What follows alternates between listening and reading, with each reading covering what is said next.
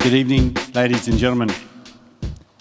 In 1894, at the request of Bishop Matthew Gibney and under the vision and leadership of Brother Ambrose Tracy, CBC Perth first opened its doors to educate the young men of the fledgling Swan River colony.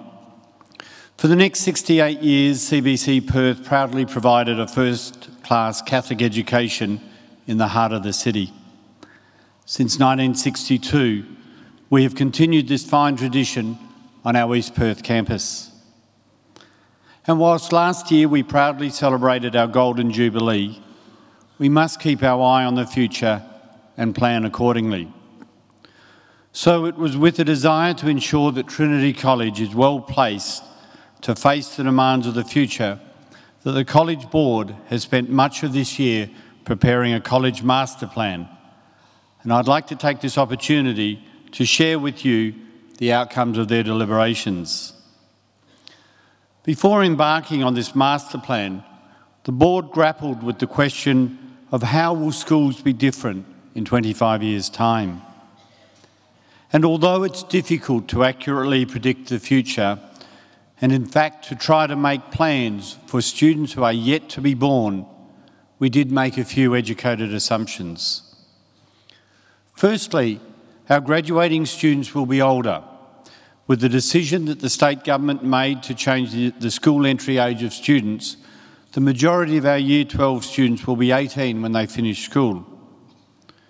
With the increased age of all our students, but especially of our senior students, we must develop a different type of learning environment for them. This new learning environment must facilitate individual and collaborative study, encouraging students to develop those skills that will assist their success at university. By far the greatest change in education over the last generation has been the access and availability of technology, and we feel confident that this will continue to be the greatest driver in education. A generation ago, one-to-one laptops, iPads and smartphones were not even contemplated, and now they are almost standard items for all students. Perhaps we do not know where the hardware will be in the next 25 years, but we do believe that connectivity and speed will be of greatest importance. The notion of being able to connect anytime, anywhere, will be the standard for all students. Our Technology Committee is currently considering whether our upper school students are better served with a bring-your-own-device policy. Would this better prepare our students for the reality of studying at university? As we face the future, we must continually ensure that our pedagogy and our infrastructure acknowledge these changes. Whilst adapting and incorporating new pedagogy is something that our teachers grapple with every day, it is the Board's responsibility to ensure that our infrastructure is built to acknowledge and deal with changes as they occur, or at the very least, plan for the maximum flexibility in the buildings to ensure that they can be easily adapted to an uncertain future.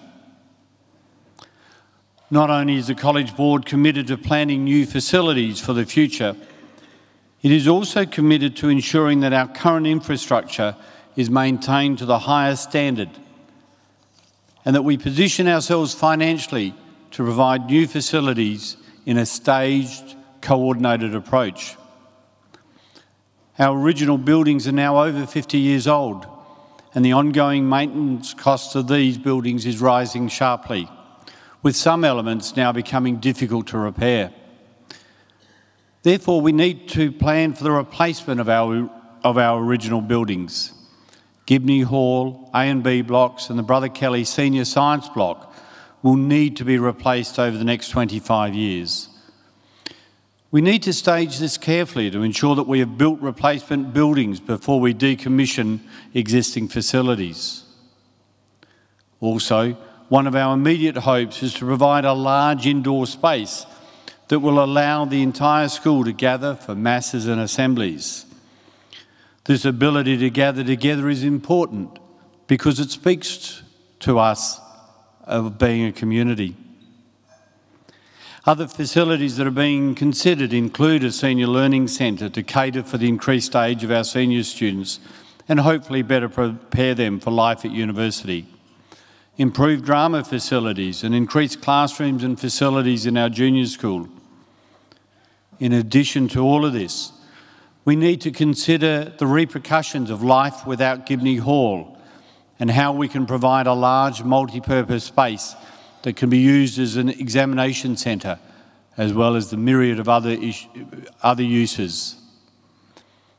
In the midst of this planning within our own property, our board recognises that the physical landscape around the college will be constantly changing, with the new road on our western boundary being just the first step.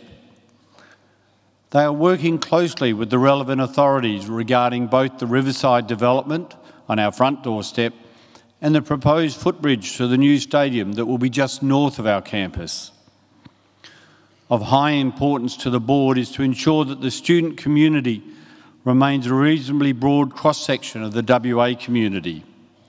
To achieve this aim, we must find further ways to support those families and students who may not otherwise be able to attend the college. This delivers significant educational benefits to all students, as well as continuing the tradition of Edmund Rice and of the Christian Brothers. Thus, it may interest you to know that when the College Board was in negotiation with the state government to swap land on our western boundary, now Braithwaite Street, and yes, I am sure it will be opened one day, but we do know that the wheels of bureaucracy do indeed grind slowly. So when we swapped land on our western border in exchange for land just to our north, we also sought an opportunity for an option of a commercial undertaking on that southwest corner, diagonally opposite from the police buildings.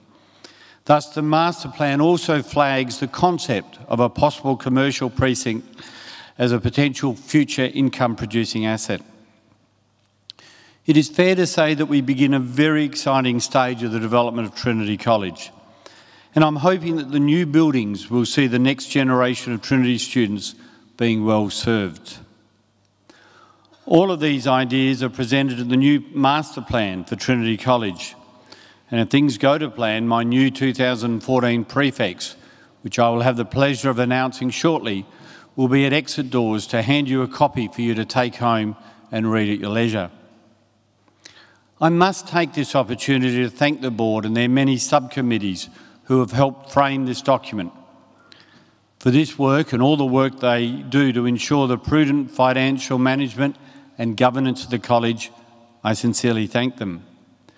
My thanks is also extended to all parents that take on a role within the college, be it on the Parent Council, the College Auxiliary, or any one of the many Friends of groups that exist at the college.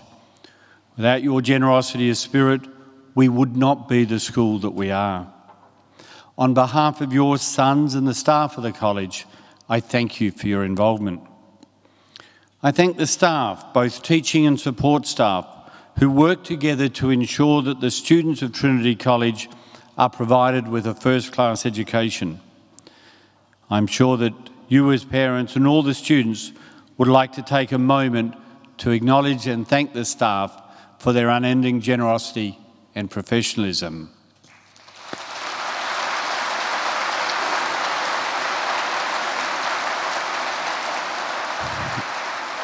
And finally, and perhaps most importantly, I thank the students of Trinity College. Not only the graduates of 2013, but all of our current students. They are superb young men who actively look for opportunities to share their time and talents with both our school community and the wider community. Their generous involvement in Christian service programs and many other school activities is inspirational. I sincerely believe that many of our students try to honestly live out our maxim of being men for others. I thank each and every one of them for the contribution that they make to Trinity College.